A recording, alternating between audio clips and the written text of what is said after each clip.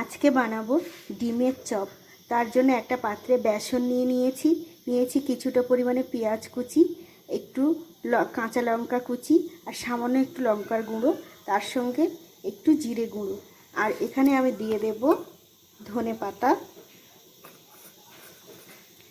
পাতাগুলো দিয়ে দিচ্ছি।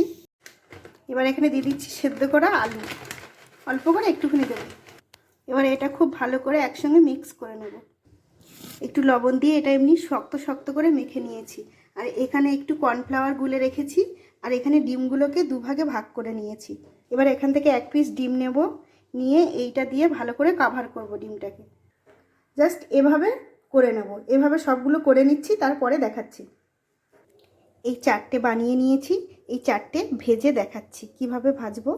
এবার এই কর্নফ্লাওয়ারে ডুবিয়ে আর এখানে কর্নফ্লেক্স গুঁড়ো করে নিয়েছি, এখানে একটু কোডিং করে দেব, দিয়ে দিচ্ছি।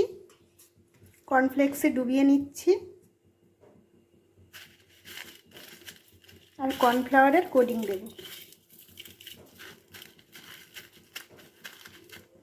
এইভাবে সবগুলো করে নেব। দেখুন, কর্নফ্লাওয়ারে ডুবিয়ে কর্নফ্লেক্সে কোটিং করে নিয়েছি, এরকম দেখতে হয়েছে। এবার ডুবো তেলে মুচমুচে করে ভেজে নেব। এখানে তেল গরম হয়ে গেছে, এবারে আমি এগুলোকে দিয়ে দিচ্ছি।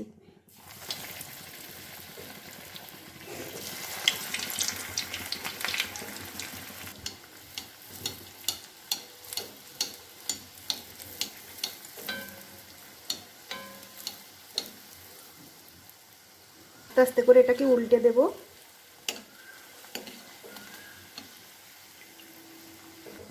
এই দু পিস ভাজা হয়ে গেছে, এই দুটো আমি তুলে নেব।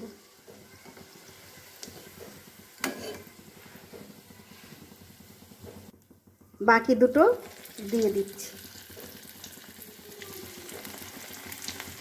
দিয়ে দিলাম বাকি দুটো।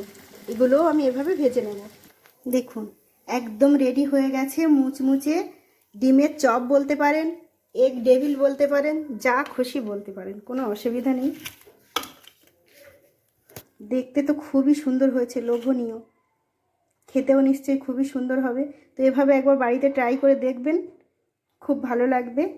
আর যদি আমার ভিডিওটা ভালো লাগে তো একটু লাইক কমেন্ট শেয়ার করে দেবেন। এটা একদমই মুচমুচে, দেখুন আওয়াজটা শুনে নিশ্চয়ই বুঝতে পারছেন কতটা সুন্দর হয়েছে। তো এবার গরম গরম সবাই খাবে। আপনাদের যদি ভালো লাগে তো বাড়িতে এইভাবে একবার ট্রাই করে দেখতে পারেন যে কেমন হয়।